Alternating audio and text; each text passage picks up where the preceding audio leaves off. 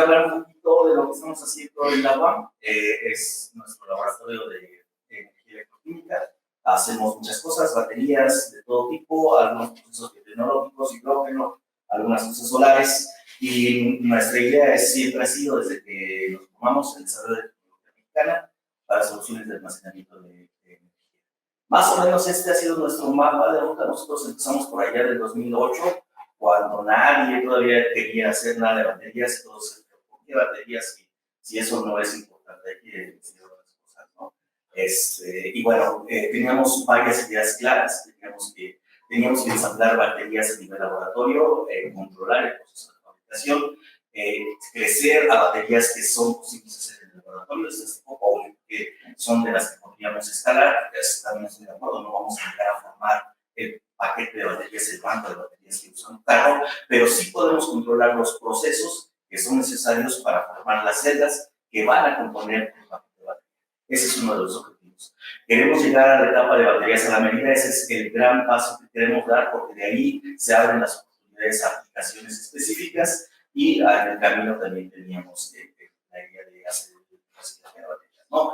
Claro, tenemos también toda esta idea de los spin-offs, startups y demás, pero lo que sí queremos, y es para nosotros muy importante, es que si queremos dar el gran paso, primero tenemos que tener bien controlado todo el proceso, que nosotros sepamos cómo se hace el proceso a nivel laboratorio, pero también sepamos, y nosotros no sepan cómo se hace el proceso a nivel industrial, porque entonces aquí está el gran paso que hace falta, ¿no? En la cadena de producción de baterías hay dos pasos importantes, fundamentales. Este paso de producción de celdas es muy importante porque se da el paso de pasar del material a la celda, que es la producción de energía, y obviamente está el paso de reciclaje. El paso de reciclaje también es uno de los importantes. Bueno, son de las dos cosas que entran en esa práctica, ¿no? Entonces, las baterías de iodo-litio ya sabemos que funcionan y demás, ¿no? Cátodo, ánodo. Y dos cosas son muy importantes. A veces nada más nos enfocamos en la química. Decimos, los materiales, sí, queremos que sean buenos, que sean chicos. Los materiales es una parte muy importante, donde las reacciones electroquímicas, los coeficientes de inclusión, la estabilidad y demás son etapas fundamentales, pero no es la única. La otra etapa fundamental son los procesos físico-químicos que ocurren durante la operación de la batería. Y en esta pues tiene que ver con cómo haces que ese material quede dentro de un electrodo y funcione. Esa es la otra gran parte que es importante. Bueno, en el desarrollo de materiales catódicos, que es algo que hemos hecho, pues hemos querido pasar de esta vuelta, voltajes bajos y capacidades bajas, a voltajes altos, ¿no? Y lo hemos logrado en alguna medida, pero también tenemos que pensar que tenemos que tener materiales que sean también reciclables, utilizables, biodegradables, altamente disponibles. Y uno de los objetivos siempre ha sido que pudiéramos tener materiales que pudieran ser de metales que fueran altamente abundantes en México: cobre, hierro, cualquier otro material que no tuviéramos que tener grandes problemas para conseguirlo, ¿no? En el camino también hemos desarrollado una serie de técnicas, porque nos dimos cuenta que no nada más era el desarrollo, sino entender qué pasaba con la batería durante la operación era muy importante. Sabemos si se generan gases, qué tipos de gases son, qué potenciales ocurren, qué factores lo promueven. Esa es una parte muy importante. También la evolución estructural es una parte muy importante que podemos estudiar con la batería funcionando. No sacamos el material y lo probamos, sino que lo vamos probando simplemente dentro de la batería. Aquí yo nada más quería poner eso porque difiere un poco de la posibilidad de hacer baterías con otros iones. Es importante, sí, pero hay que ubicar nuestras baterías de guerra hacia qué le vamos a apuntar. Porque si queremos una solución inmediata, tenemos que pensar en quién nos va a dar esa solución inmediata, no esa solución a 20 años, ¿no? Bueno, el caso del litio es importante porque litio hay en el electrolito y litio hay en el material activo, ¿no? 7% del 31%, la verdad, es bastante poco, y el 15% del electrolito con una concentración molar es alrededor del 0.4% de litio. Entonces, eso es una cantidad muy pequeña de litio. En realidad, sí, el litio cuesta, pero en realidad la cantidad que se le atribuye al litio en el costo total de la batería sí es en realidad poco. Y por otro lado está cómo hacemos las baterías. Por eso es muy importante no solo la química, sino también entender cómo se lleva a cabo este proceso. Este es el proceso normal de fabricación de baterías, pero eventualmente esto va a cambiar, ¿no? Pero actualmente el gran problema es el costo de los solventes. 15% del costo está en los solventes. El 45% está en la energía que uso para los solventes. El 30% está en la energía del cuarto seco, que necesito para que los iones alcalinos puedan estar ahí. Y el otro costo está en todas las etapas. Ya formé la batería, la tengo que pasar por esas etapas de formation, aging y sellar otra vez. Eso se lleva el 30%.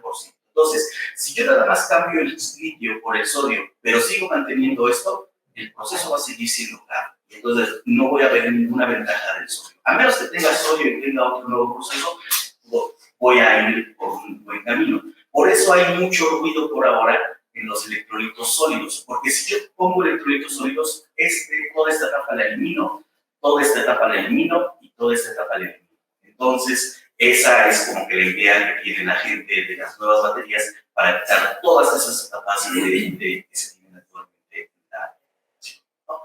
Tuvimos un proyecto que fue C-City y luego pasó a CETEI, en el que teníamos un objetivo que en ese momento estábamos como locos. Decíamos, celdas tipo Porsche de 1600 mAh o de 6500 mAh. Decíamos, entonces, ¿cómo lo vamos a hacer? Al momento lo propusimos porque esa era la forma de ganar. Después ya no sabíamos cómo morir. Pero nos dimos cuenta que era complicado. Lo que teníamos que hacer es pasar estos electrodos de baterías de laboratorio delgaditos, cuando todo funciona perfectamente, a tener electrodos que tuvieran más capacidad. Y uno se da cuenta que el material activo no es todo. El material activo y los aditivos aumentan mucho el peso. Cuando le ponemos los colectores de corriente, aumenta todo el peso. Cuando ponemos todo lo demás, tenemos un montón de peso, siendo que el único que hace el trabajo es el material activo, ¿no? Y vean más o menos qué es lo que pasa. Si yo tengo más carga catódica, por ejemplo, este de 10 contra este de 2, la batería obviamente va a pesar menos, la mitad, y en lugar de tener 1600 electrodos, tendría que tener 360 electrodos. El darnos cuenta de esto fue muy importante porque para tener este tipo de baterías, que no son ya de laboratorio, sino que son un tipo ya precomercial, tendríamos que hacer muchas baterías y los laboratorios no pueden hacer miles de electrodos todos los días porque no somos líneas de producción. Tenemos que hacer con los recursos que tenemos a adecuarlos y poder llegar a tener ese objetivo, ¿no? Esa es una parte muy importante que aprendimos con este proyecto. Y bueno, teníamos más o menos esto. Generalmente los laboratorios tenemos celdas de 1 centímetro, bastante común, es lo que se tiene, y la idea era llegar a estas celdas Porsche de al menos 15 centímetros y con esa capacidad.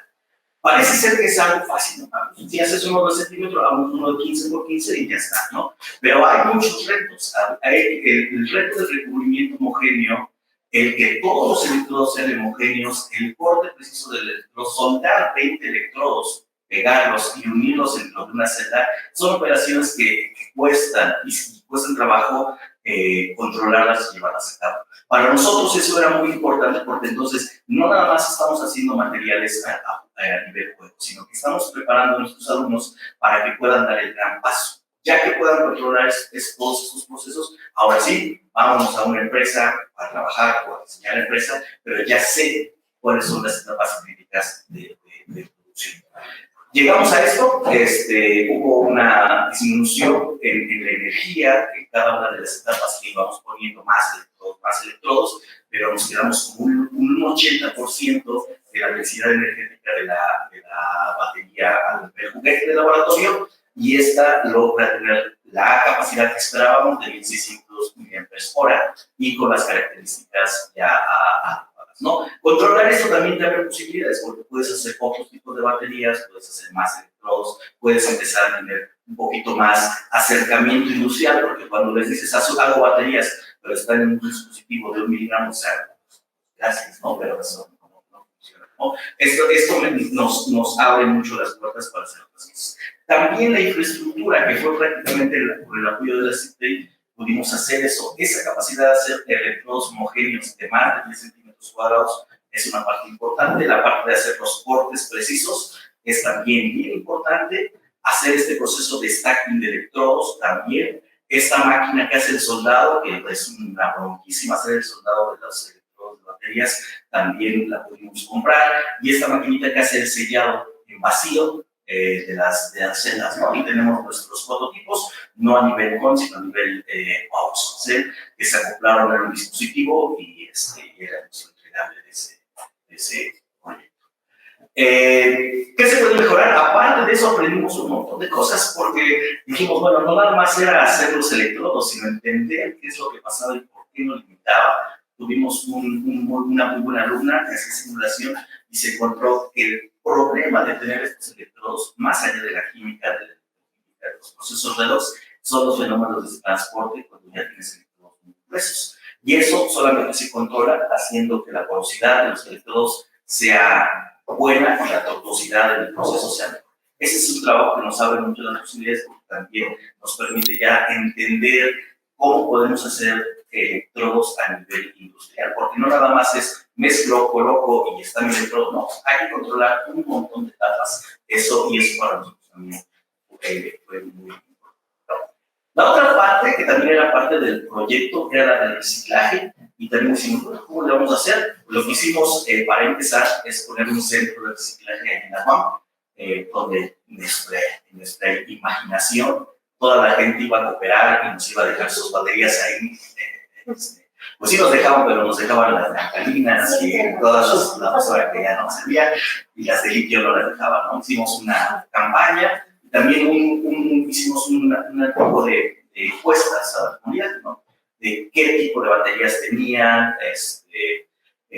Nosotros pensábamos que íbamos a recuperar muchas baterías de laptops, que eran grandes, y bueno, no. Recuperamos muchas baterías de celular, sí, pero no tantas como esperábamos, ¿no? Encontramos también que aunque la gente cambia su celular, mucha gente lo deja ahí y nunca hace nada por él, está por ahí y nunca lo tiene, ¿no? Entonces, de nuestro dato estimado que de la Ciudad de México tendríamos 200 toneladas por año de baterías, pues después de esta encuesta lo bajamos a 150, y de las baterías que obtuvimos en el procesito de ahí en la UAM, pues era como un tercio de estas 150 toneladas, ¿no? Esto nos enseña que lo que tenemos que hacer si queremos hacer reciclaje es tener políticas que nos ayuden a reciclar, que sea obligatorio o que haya un proceso claro en el que la gente esté dispuesta a realizar la batería que está usando, ¿no?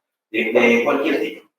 El reciclaje, pues es una parte que tiene mucho potencial. Aquí, de acuerdo a McKinsey, el mercado total de baterías de reciclaje en el 2028 va a llegar a 6.8 miles de millones y en el 2031 a 30.1 miles de millones. O sea que hay un montón de oportunidades para desarrollar nuevos sistemas. ¿Y por qué? Bueno, porque la batería, el sistema, tiene un montón de componentes que ya no tengo que ir al cerro, a la mina, a sacarlos. Ya están concentrados en un dispositivo. Tengo un montón de aluminio, tengo cobalto, grafito, tengo manganeso 4000, litio, obviamente, ¿no? Y tengo un montón de componentes que ya están ahí y obviamente los tengo por los programas, ¿no? Este es más o menos el proceso que hay muchos tipos de procesos. Hay quienes hidrometalúrgicos que solamente los queman, hay hidrometalúrgicos que exhiben los iones, hay otros que recuperan el material activo, pero más o menos esta es la idea, ¿no? Yo tengo un sistema de baterías, lo tengo que descargar. Si ese sistema tiene energía, pues todavía tengo un poquito de energía, ¿no? Pero si esa batería es un carro que tenía un sistema que era muy exigente en cuanto a la cantidad de energía y a la potencia, pues ya al coche ya no le va a servir, especialmente en estos carros que mencionabas, ¿no? Que tienen mucha potencia y mucha energía. A lo mejor si llega a la mitad, pues compró y pagó por eso. Pero eso puede tener otros usos menos demandantes en otros carros o en otros sistemas como almacenamiento de energía renovable, ¿no? Una vez que lo desensamblas y lo mueles, bueno, si lo desensamblas, sacas las celdas, puede haber celdas que sirven, puede haber celdas que no sirvan. Esas celdas también pueden tener un segundo uso. Una vez que mueles todo, lo secas y demás, tienes algo que se llama masa negra. Esta masa negra es todo lo que contiene los materiales activos y demás que podría usarse para preparar nuevos electrodos. Y al final, si con esa masa negra la llevas a todo el proceso de lixiviación, ya obtienes los hidróxidos de litio o las especies de cobalto, níquel y manganeso, que puedes usar para formar los compuestos. Más o menos así es el proceso general del reciclaje. Entonces, todo eso rojo es como partes en las que se puede obtener algo más, ¿no? El potencial es alto, o sea, en Estados Unidos, en China, el tamaño de la bolita es la cantidad de reciclaje en estas unidades. En China hay un montón de reciclaje, en Japón y en Europa también va aumentando. O sea, lo que tenemos que pensar es que también el reciclaje va aumentando porque hay un potencial muy alto, pero eso va acompañado de reglas y políticas que deberían hacer que ese proceso se lleve a cabo, ¿no? La reutilización de baterías, en estas baterías que nosotros teníamos de celular es muy difícil porque pues tienen los colectores de corriente bien escondidos y entonces quitarlo te ponen un riesgo y a veces no es tan conveniente. Actualmente estamos haciendo reutilización de baterías tipo cilíndricas, en las que sí es mucho más fácil reutilizarlas en la segunda vida, ¿no? Pero en estas de celular no es tan fácil. Tenemos, en el proceso que hicimos, ocupamos ácido cítrico y algunos ácidos débiles y orgánicos y algún reductor para obtener. Lo que obteníamos eran buenas eficiencias de recuperación, especialmente de litio y de cobalto, que son los materiales más importantes. Con este proceso utilizamos estos agentes, ¿no? Y después también para la recuperación de litio lo podríamos hacer con estos modelos de electroabsorción, donde teníamos un compuesto y por medio de ciclado, por medio de electroquímica, hacíamos que recuperáramos selectivamente el litio y no algunos otros iones que estaban ahí presentes. También el electrodepósito de cobalto es una de las etapas más complicadas. Sí recuperábamos cobalto, pero tenía también mucho cobre. Entonces, esa es una etapa que todavía está en proceso y que tendríamos que pensar bien cómo mejorar.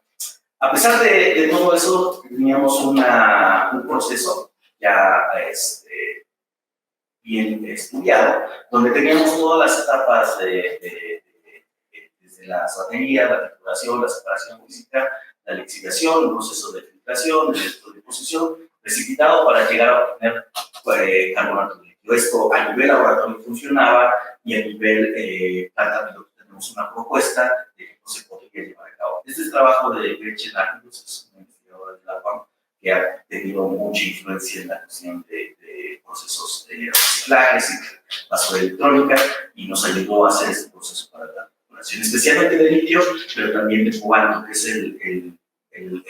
la parte más importante actualmente. Los precios de los metales cambian como a cada rato, ¿no? Uno nunca sabe, pero en especial litio y cobalto son los que dejaban más ganancias.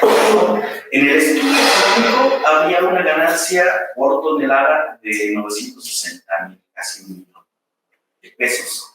Pensando, y tiene muchos asegúnes, ¿no? O sea, tiene que ver con cuánto es el precio de la materia prima, cuánto vas a pagar cada batería y cómo le vas a hacer para que se obtenga ese precio, es decir, los procesos de recolección, de traslado, de pago, ¿no? Eso, aquí hay una suposición, pero eventualmente eso tendría que cambiar, ¿no? El desarrollo del mercado. No puede haber un proceso de reciclaje si no hay quien te lo va a comprar, ¿no? O sea, tienes que tener a alguien que te lo va a comprar y si ese litio que ya recuperaste, ese cobalto, lo usas para hacer nuevas baterías, pues el negocio es redondo, ¿no? Esa opción cíclica. Pero si no lo hacemos, o sea, nosotros desde la academia no podemos y a las autoridades también es difícil, pero es cuestión de implementar las políticas y las normas. Cada coche que llegue va a tener una realidad útil y después ese paquete de baterías debe ir a cierto lugar y se debe pasar a un proceso de reciclaje, ¿no? También desarrollar la otra parte, ya tengo el cual hay una empresa, hay un cierto grupo que lo va a ocupar, ya tenemos toda la cadena productiva para que eso se lleve a cabo, ¿no? El precio de los productos también es bien variable, el aluminio, el cobre, el cobalto varían, entonces también eso va. Más o menos en el mundo actualmente está en el orden de $21,000 por tonelada, que está como a la mitad de lo que nosotros calculamos aquí. Eso tiene que también que ver con el precio y demás, no podemos hacer comparaciones tan claras. Pero eso quiere decir que el proceso de reciclaje es un proceso completamente viable y que de alguna manera, si nosotros lo impulsamos, podríamos llegar a tener cierta ventaja, ¿no? Bueno, pues ya nomás sería esto, creo que es muy importante todo esto, es importante que la gente que sepa hacer las cosas pueda desarrollarlas, o sea, la gente industrial, bueno, Megaflux, la gente que sabe hacer extracción, la gente que sabe hacer síntesis de materiales a gran escala, todo eso se tendría que conjuntar en una suerte de empresa, digamos así por decirlo, de empresa mental, ¿no? En la que podamos llevar a cabo este proceso. Trabajando por separado no se puede, pero también tratando de empezar desde cero tampoco se puede, ¿no? No podemos decir ahora vamos a dedicar a hacer paquetes de baterías ignorando todo lo que ya hizo Megaflux, pues sería muy complicado, ¿no? Hay que apoyarnos de la gente que ya sabe y empezar las cosas desde donde se empezaron. Esto requiere mucho dinero y seguramente se sabe, la gente lo sabe, ¿no? Pero si no, por eso tenemos que apostar en las cosas que podrían tener una aplicación como efectiva, ¿no? Efectiva en lo que queremos. ¿Sí? Bueno, así había más cosas, pero parece ser que podemos poder. Gracias.